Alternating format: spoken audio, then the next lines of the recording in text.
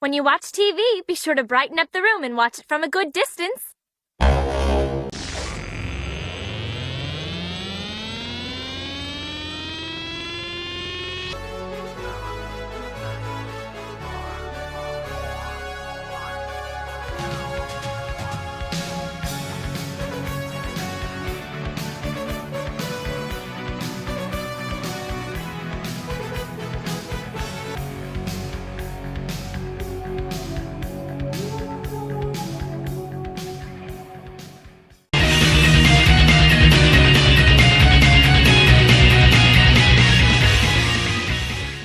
Hiya! Penguin Truth here. This is Otaku Evolution, and I'm busy wondering, why do I cover 26-episode shows? Granted, it's rare that I cover anything over the ordinary 12 or 13 episode single core length, but I've ventured a few times into longer anime. Heck, I even started this video series on the 51-episode Full Metal Alchemist as a springboard. But making clips for a 26-episode TV series review takes a few days. Never mind paring down the material I wrote about it, which is why I don't do it very often. And you have to be committed to a show that long. You have to know what you're getting into. And you can't really be reviewing a show you're watching for the first time simply to review for a video. I wish I had taken my own advice before I started watching Steam Detectives. Don't get me wrong, it's a fairly enjoyable show, but it's also 26 episodes, and by the end, I wish I hadn't committed so thoroughly. Steam Detectives is one of what I call the Rivet Robot anime. The giant robot anime with robots that look very industrial and are kind of clumsy. These shows also include Tetsujin 28, which I've covered, Big O, and Giant Robo, both of which I'll get to. And all four titles share some common ground besides just their robots. 3 of them star kid protagonists. 2 of them are kid detectives, Shotaro and our hero for this show, Narutaki. 2 of them feature giant robots that travel under their cities via train operated by the main character's butler. 3 of them star orphan children whose parents were involved in shady actions. 2 of them take place solely in one location, one particular city, and finally the same 2 have very, very strange endings. It's like if there were an anime equivalent to the Criterion Collection, they could release all these in one set, in a metal box adorned with bolts. I'd buy it! The story of Steam Detectives centers on the citizens of Steam City, an industrial town that runs largely on coal. Apparently this world hasn't even discovered nuclear energy, let alone Shizuma drives, to power their electricity. Though there was a guy working on an energy source based on a meteorite fragment, and it wasn't even kryptonite. Our main hero, like I said, is Narutaki, the kid detective, who runs a private eye firm out of his home, where he works with his assistant Ling Ling and butler Kawakubo. He also works with a giant robot called Goriki, who's a little harder to pin down in terms of intelligence. Sometimes it seems to have a personality all on its own, and seems to even have moods, but it's not controlled by a device or piloted. It's sort of a character on its own, which is weird. I guess you could say it's even more advanced than Giant Robo, Big O, or Tetsujin, despite the setting. Most episodes revolve around Narutaki trying to protect somebody or some MacGuffin from a criminal or being challenged. He has his own small rogues gallery, like Mecha Otaku Machine Baron, who's got a raging boner for Goriki, the Lupin/Fujiko hybrid Crimson Scorpion, Mad Scientist Dr. Guilty, masked arch-rival Lebled, and the Midnighter from the Wildstorm comics? Better be prepared for the very worst.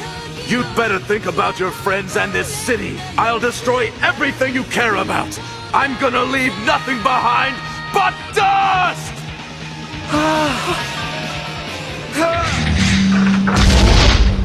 Alright, Midnighter's in the DC universe now.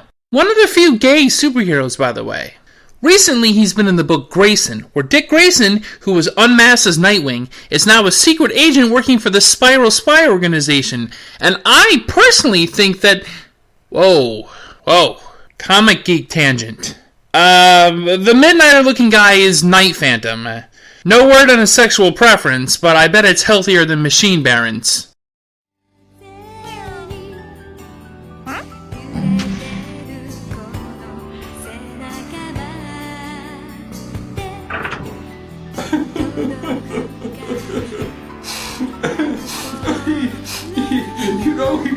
appeared to be doing so well at that time last. But that is the reason why he'll be all the more satisfying to defeat. That guy makes me seem normal. Well, less crazy anyway. The usual formula is that Narutaki will be presented with some case, he uses Goriki to take on an enemy Megameton, the initial encounter doesn't resolve anything, he digs deeper into the case, there's a second confrontation, and Narutaki wins over with his wits and Goriki's strength. Rinse and repeat. With Crimson Scorpion, he's always playing Inspector Zenigata to her Lupin, trying to prevent her from getting away with whatever jewel or artifact she's targeting that week. So, she's his Catwoman. With Lebled, there's always some kind of battle of wits going on with clues. So he's his Riddler.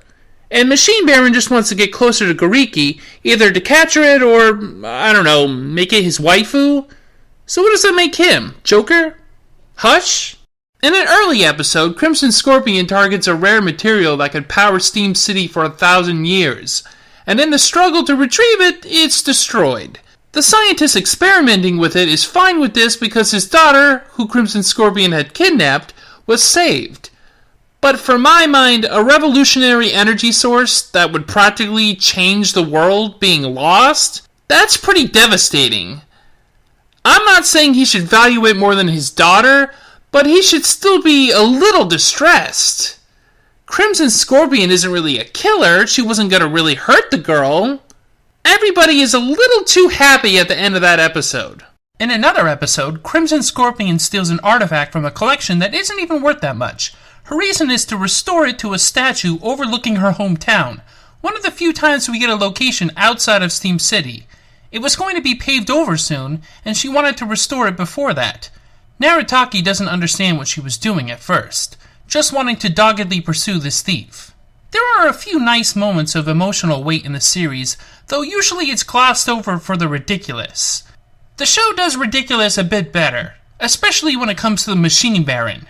One episode sees Ling Ling mistake a component of the Machine Baron's new mecha for some kind of mini sauna. Wanting to lose weight to fit into a dress, Ling Ling takes it back to the agency and uses it to steam off the pounds. Machine Baron tracks it down to the agency's bathroom and, well, you can guess. Get these developed for me, Kawakubo. What's the matter, Ling Ling? A peeping Tom. You'll be alright, but unfortunately it looks like the intruder got away.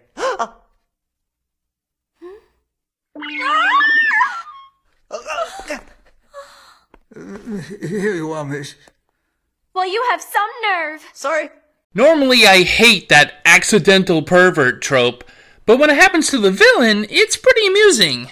Come to think of it, this is the second episode in a row I've covered an anime with that exact same situation. And also come to think of it, Machine Baron is played by Norio Wakamoto in Japanese, who also played Kagato in Tenchi Muyo.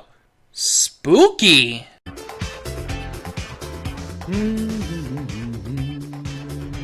Yoshi.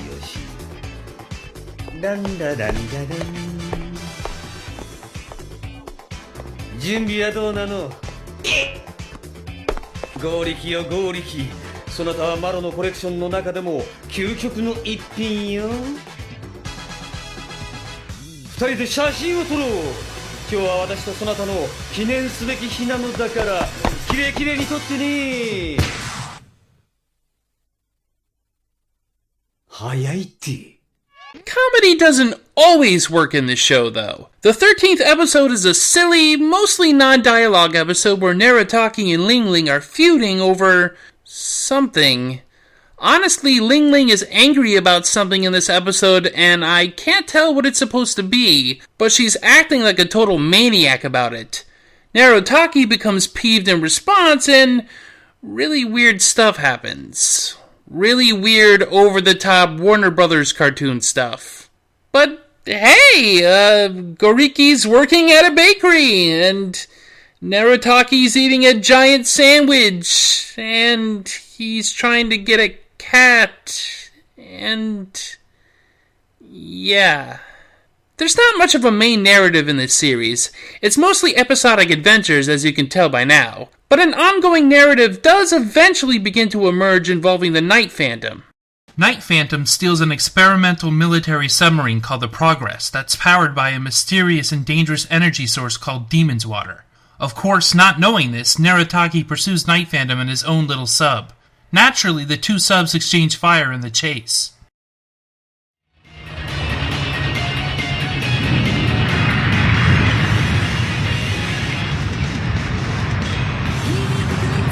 Too much difference in horsepower. Let's see if this slows him down.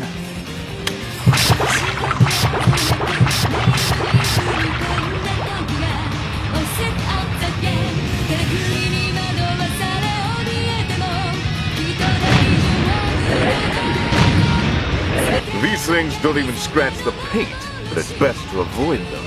All right.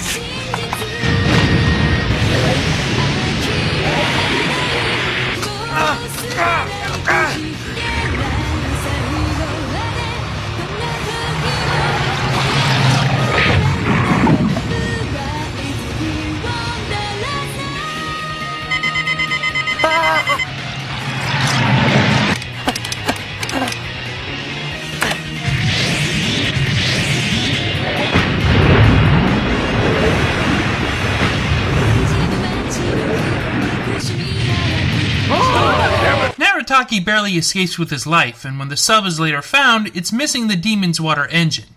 The substance comes into play in the not-so-grand finale, but I'll talk about that in a little bit. I just wanted to establish that there is, in fact, an ongoing mythology arc looming. Night Phantom aside, Naritaki's most determined enemy is Lebled. He's this odd masked guy who doesn't seem like he's that much older than our hero, and his assistant is Ling Ling's sister. Lebled lives to challenge and taunt Naritaki for no particular reason except a good battle of wits. He's not after money or power, just to be acknowledged as better. In truth, Lebled is very ill, with not much longer to live, and he wants to spend what remaining life he has pitting himself against the best.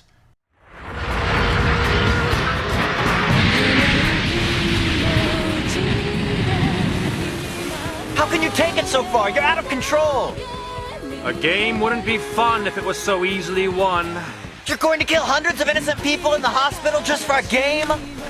If I press this switch, the bomb will be disarmed. I'm willing to do so if you get down on your hands and knees and beg me to spare them.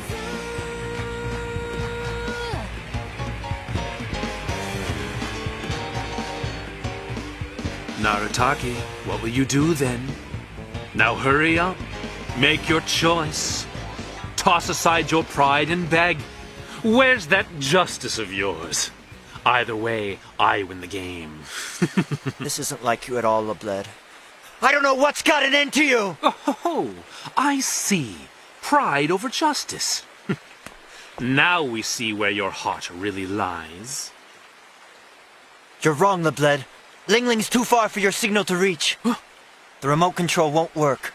Just get out of my way. This game is over and you're finished with it. Never!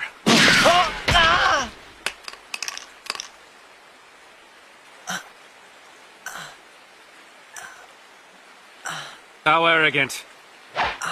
What do you think you're going to do now, Naritaki?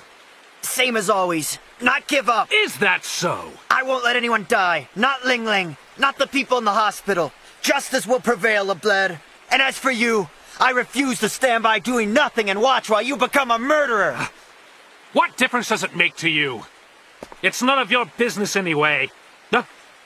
Explosives? Huh?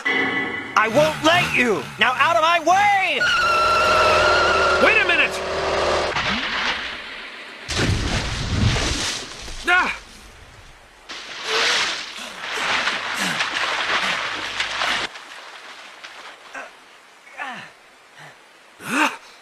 There's a two-parter where Naritaki is forced to view a play Lebled has put on about their rivalry. It's during this time that Naritaki finally discovers Lebled's illness, he having hidden it as to not be taken pity on. He only appears again during the finale, which I'll get to.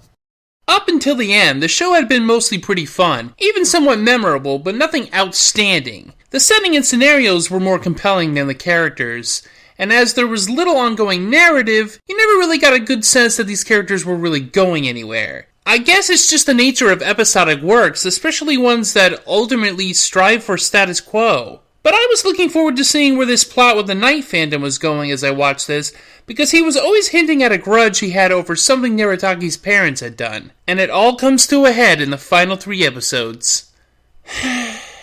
Only to ultimately sputter out. The finale begins with several people in Naritaki's life being targeted with strange accidents and bombings. Everybody from Naritaki's contacts in the police, to his information sources, to of course Ling Ling and his butler Kawakubo. The worst thing is that Goriki is still heavily damaged from a previous battle, and ultimately even seems to be targeted, suddenly launching from the agency without prompt. The culprit is the Knight Phantom, who reveals the source of his grudge. Apparently Naritaki's parents, who were also detectives, killed his father, the original Knight Phantom, during an encounter, and they took the loot he had stolen for themselves.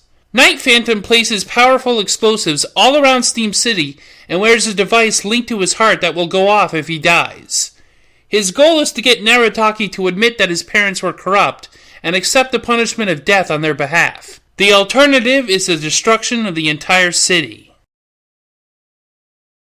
Spare this miserable city if you atone for their sins by coming to my father's grave to offer flowers and your life. I don't believe what you're saying! I won't believe it. I won't. Naritaki offers himself for the safety of the city, but he's saved by Lebled of all people, who claims he's leaving the city but plans to stop the explosives himself.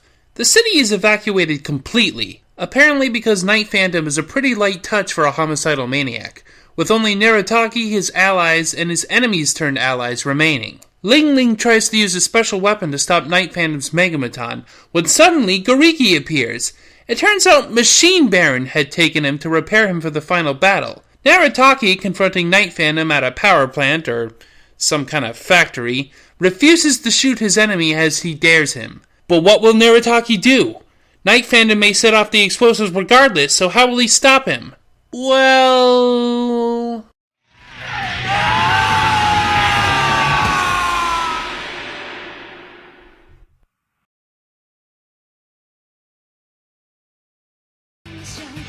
The jewels Naritaki's parents hid were ingredients for a bomb capable of great destruction.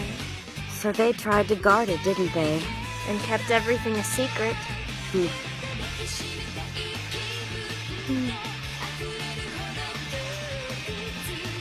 It's been wrecked quite a bit, I'd say. Maybe so. But at least the city has been protected. What do you mean? Well, the joy on everyone's face is finally coming back, isn't it? Yeah.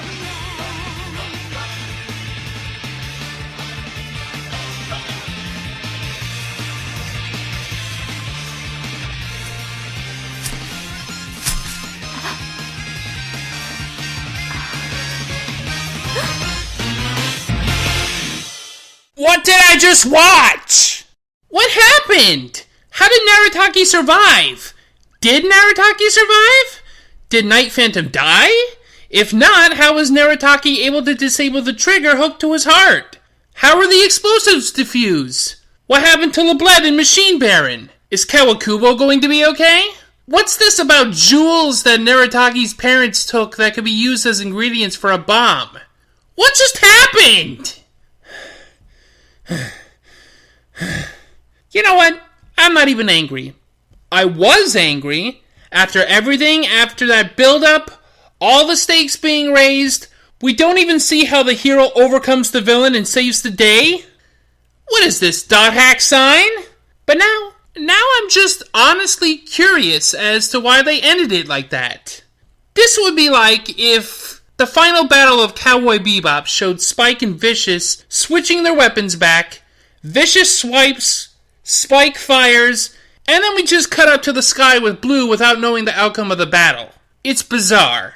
Shows like this are why I don't cover many 26-episode anime, folks. If I had known the payoff was going to be such a letdown, maybe I would have gone a different direction. 26 episodes is a lot of commitment for this show. Oh, Not that I didn't enjoy the show for what it was, but I also mourn it for how much more it could have been. It's the weakest of the Rivet Robot titles. Come to think of it, I could just cover 26 episode shows that I already know I like the whole way through, but then what would I bitch about? Well, I could always find something. See ya!